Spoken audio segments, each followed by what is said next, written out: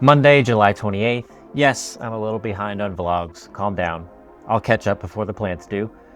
One full day after moving the raised beds to the patio side, and we've still got mushrooms.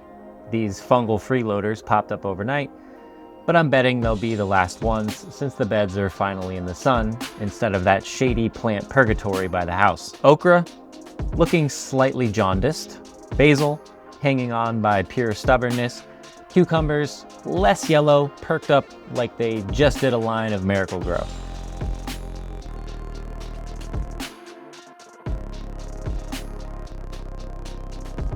Kristin's pumpkins, though, rough, real rough.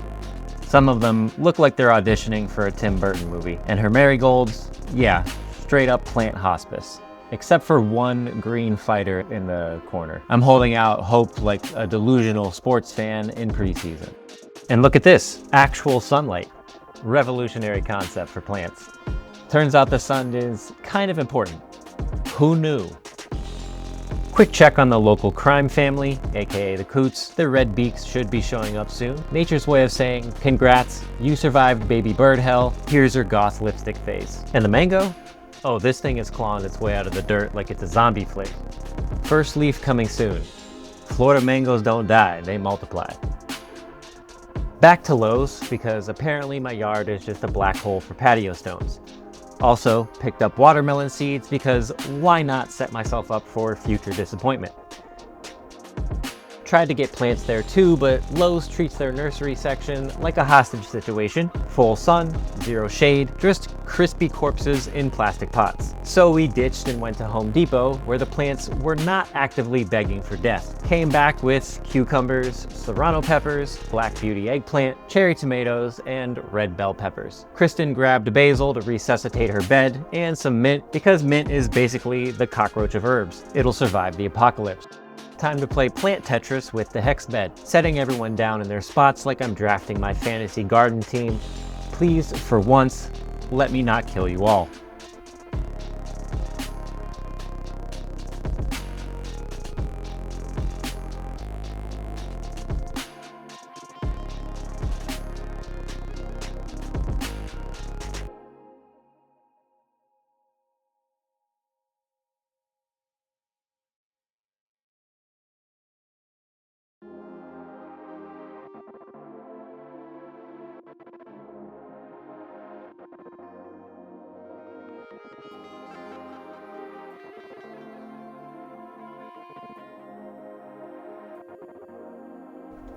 Starting with husky cherry tomatoes, needed some pro tips from Kristin because apparently my first instinct was to just yank them out like bad teeth.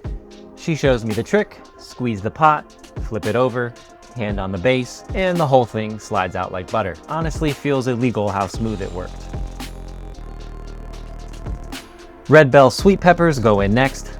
With luck, they won't have that signature "why do I even try" aftertaste.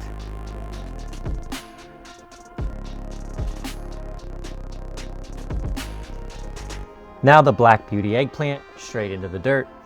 I've never grown eggplant before, but if it survives the iguanas and my incompetence, it might just be the crown jewel of the bed.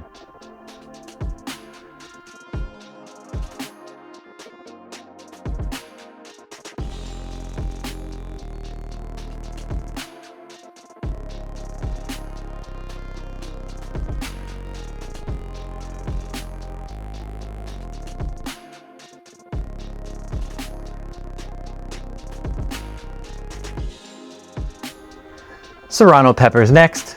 Nothing like adding a little heat to the garden because clearly the Florida sun wasn't enough.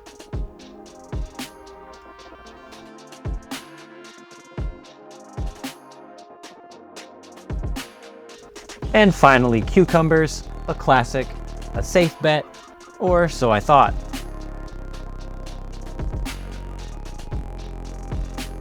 Installed some terracotta olla pots in the bed to automate watering because I'm allergic to doing more work than necessary. For the uninitiated, these clay pots slowly leak water into the soil so the plants can sip whenever they're thirsty. Saves water, saves me from forgetting to water, and encourages deep root growth. Basically, it's plant IV drips. Congratulations, veggies, you're all on life support now.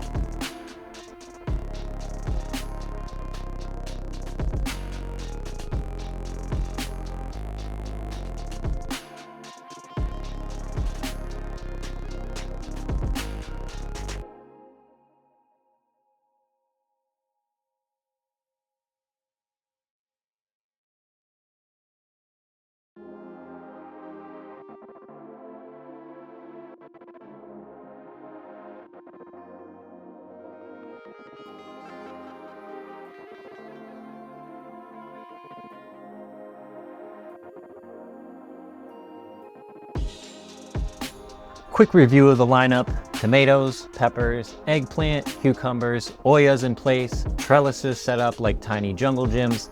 If this bed doesn't thrive, it's not my fault, it's theirs. Maybe.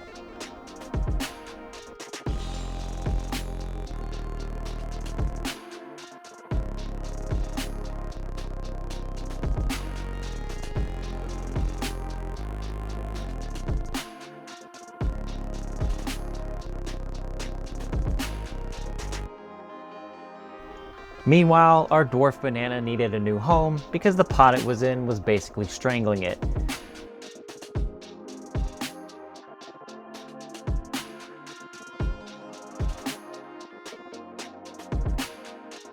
Filled up a bigger pot.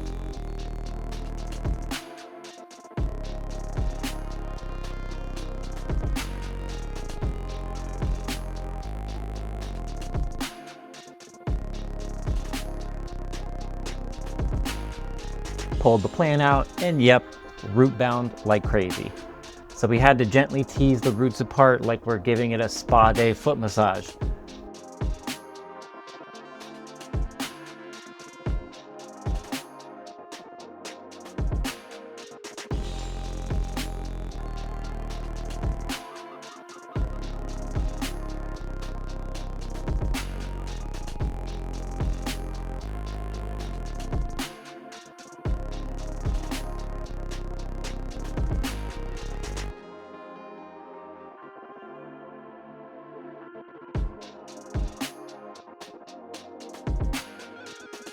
Finally got it situated in the new pot, and honestly, this thing is one of the few plants out here that doesn't look like it wants to die. Might actually be the success story of the yard.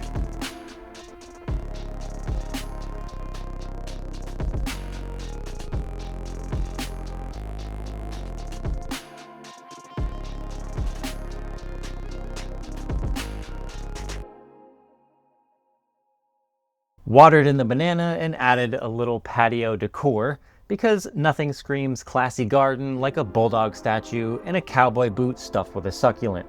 Martha Stewart, eat your heart out. Kristin planted basil in her raised bed to try to salvage something,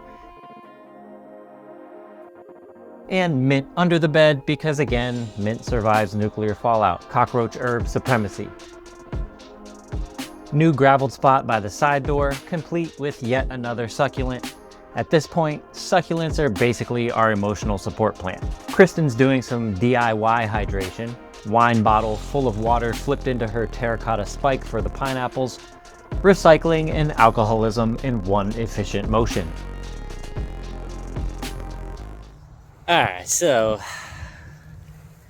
just worked real hard today on planting cucumbers, Serrano peppers, cherry tomatoes, eggplant, and something else, but whatever. Yellow bell peppers, I think. Come out, shit's been decimated. Decimated. Eaten alive. This part of this got eaten too. And look, what do you know? Goddamn lizard skin. I swear to God, them lizards just ate my shit on the first day it got planted. I am f***ing pissed. Oh! Here's what we've done in a very quick amount of time. This may or may not work. My money's on the iguanas. I actually do I think this will work. I do. At least for now. Mother!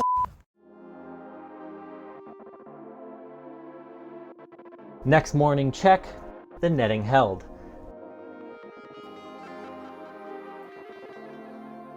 The cucumbers look like they want to try again, even after being gnawed down to sad little sticks.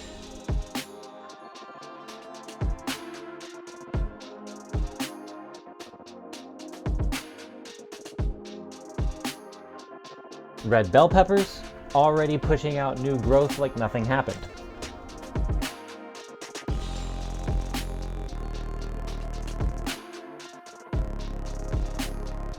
Everything else still intact, still alive. Blink camera watching overhead, dogs on standby, and me contemplating buying a BB gun. The iguana buffet is closed for business. And that's it for this one. Plants traumatized, iguanas pissed, me still barely holding it all together. See you in the next episode, assuming the wildlife doesn't unionize against me first.